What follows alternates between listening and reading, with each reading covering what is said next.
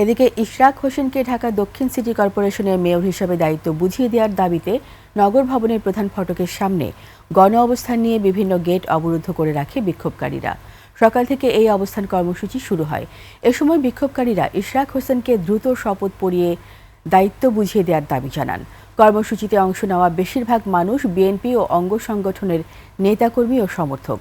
সকাল থেকে মিছিল নিয়ে ঢাকা দক্ষিণে বিভিন্ন ওয়ার্ড ও থানার নেতাকর্মীরা হাজির হন নগর ভবনের সামনে।